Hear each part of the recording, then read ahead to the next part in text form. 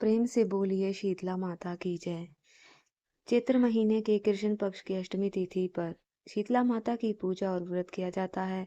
अक्सर शीतला माता की पूजा चैत्र मास के कृष्ण पक्ष की सप्तमी तिथि से प्रारंभ हो जाती है, क्योंकि शीतला माता को ठंडे और बासी भोजन का भोग लगाया जाता है, जो कि चैत्र मास के कृष्ण पक्ष की सप्तमी तिथि को मनाया जाता है। इसलिए कुछ जगह पर इनकी पूजा होली के बाद पड़ने वाले पहले सोमवार अथवा गुरुवार के दिन की जाती है। शीतला माता का उल्लेख कई शास्त्रों में मिलता है, खासकर स्कंद पुराण में इन्हें चेचक की देवी के रूप में वर्णित किया गया है और वे इस रोग के कारण भी और इलाज भी हैं। जब देवी शीतला पहली बार यज्ञ की अग्नि से प्रकट हुई तो ब्रह्मा जी ने उनसे कहा कि मनुष्य उनकी पूजा तब तक करते रहेंगे जब तक वे उड़द दाल के बीज अपने साथ रखेंगी। अपने साथ ही जवरसूर, जो भगवान शिव के पसीने से उत्पन्न बुखार का राक्षस था, वे उसके देवताओं से मिलने के लिए यात्रा पर निकली। रास्ते में कहीं उन्हें उनकी दालें चेचक के कीटाणु में बदल गई। फिर वे जिसके भी पास जाती उन्हें बुखार चेचक हो जाता। तब भगवान ने पीड़ित होकर शीतला माता से दया की भीख मांगी और उनसे विनती की कि अपने साथ कीटाणुओं का बोझ लेकर पृथ्वी पर जाए।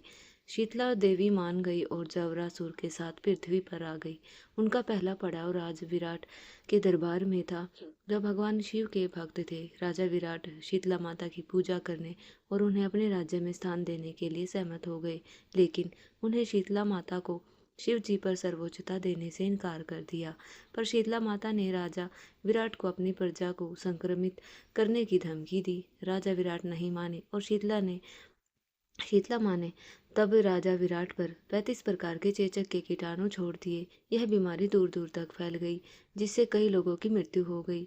आखिरकार राजा विराट का मन बदल गया और शीतला माता ने उन्हें और उनकी प्रजा को स्वस्थ कर दिया। शीतला माता गधे पर सवार होती है। उनकी 4 भुजाएं हैं, जिनमें नीम की झाड़ू, पंखा, छोटा कटोरा और जल का पात्र होता है।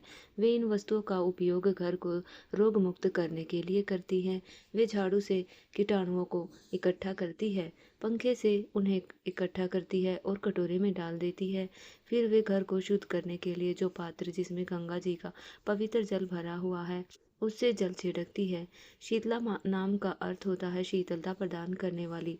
ऋतुओं के परिवर्तन और गर्मी के मौसम के आगमन के साथ मनुष्य स्वास्थ्य के लिए स्वच्छता के महत्व पर जोर देना आवश्यक है। शीतला माता की पूजा आसपास को साफ और स्वच्छ रखने की प्रेरणा देती है। इसलिए शीतला माता की पूजा में साफ सफाई का विशेष ध्यान रखा जाता है। साथ ही केवल इस दिन ठंडा और बासी भोजन प्रसाद के रूप में ग्रहण करने के बाद फिर ठंडा और बासी भोजन ग्रहण करने से बचना चाहिए। शीतला माता की पूजा के बाद नीम के पेड़ और पतवारी माता की पूजा करनी चाहिए। पूजा के बाद बाजरे के दाने हाथ में लेकर शीतला माता की कहानी सुनते हैं। बाजरे के दाने से खेत भी बोते हैं। ऐसी मान्यता है, घनघोर पूजा करने वाली महिलाएं इस दिन जवारे भी बोती हैं। शीतला अष्टमी को बसोड़ा भी कहते हैं। अब सुनते हैं शीतला माता की कहानी। हिंदी मान्यता के अनुसार चैत्र का महीना आया, होली के बाद के दिन आई शीतला सप्तमी, माता आई। तब सभी लोग कहने लगे, माता आई, माता आई। शीतला माता के स्वागत के लिए किसी ने हलवा बनाया, किसी ने लपसी। माता के गर्म खाने का भोग लगा तो माता के अंग अंग में आग जलने लगी। दौड़ी दौड़ी कुम्हार के घर गई। कुम्हार से बोली, मेरा अंग जल रहा है। कुम्हार ने शीतला माता को ठंडी मिट्टी से लेप कर दिया। शीतला माता को थोड़ा आराम मिला तो कहने लगी, बेटा मुझे भूख लगी है। कुम्हार के घर रात की बनी रोटी राबड़ी पड़ी थी। उसने माता को वही खिला दी, जिससे माता का ताप शांत हो गया। कुम्हार पर प्रसन्न होकर वह बोली, सारी नगरी को में हाहाकार हो गया, केवल तेरा ही घर बचेगा और तेरे घर में सदान धन के भंडार रहेंगे। फिर तो कुछ भी समय बाद पूरी नगरी तराई तराई करने लगी। शीतला माता की कृपा से कुम्हार का घर बच गया। यह देखकर सारे लोगों में बड़ा आश्चर्य हुआ। उन्होंने कुम्हार से पूछा, कुम्हार, तो तूने क्या जादू किया जिससे सारा नगर नष्ट हो गया और तेरा घर बचा रहा? कुम्हार बोला, मैंने शीतला माता को शीतल किया है। तुम सब ने माता को गर्म भोजन कराया, जिससे माता के अंग अंग में छाले हो गई। इसी कारण माता का कोप हुआ है और पूरे नगर में बीमारी फैल गई। त्राही त्राही मच गई। कुछ लोगों ने कहा, माता कहाँ है? तो कुमार कहने लगा, माता तो नीम की छाया में बैठी है। सभी शीतला माता की शरण में गए और माता से क्षमा मांगी। तब माता ने कहा कि तुमने मुझे गर्म भोजन खिलाया जिससे मेरे मुंह में छाले हो गए, लेकिन कुम्हार ने मुझे ठंडा भोजन करवाया जिससे मुझे ठंडक मिली। इस कारण सारा नगर नष्ट हो गया और कुम्हार का घर महल बन गया।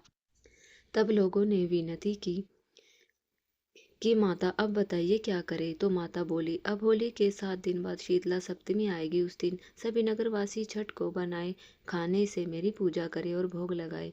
ऐसा कहकर माता अंतर्ध्यान हो गई। उसके बाद शीतला सप्तमी आई तो सबने ठंडा भोजन बनाया, माता जी की पूजा की, जिससे माता प्रसन्न हुई और सारी नगरी में आनंद हो गया। शीतला माता जैसे सारे नगर वासियों को क्षमा किया, उन पर प्रसन्न हुई, वैसे ही सब पर प्रसन्न होना और सभी की भूल चूक क्षमा करना, हमारी संतानों की रक्षा करना। प्रिय भक्तों, यह थी शीतला माता की कथा। अगर कथा अच्छी लगी हो तो वीडियो को लाइक करें, कमेंट में जय शीतला माता अवश्य लिखें। धन्यवाद।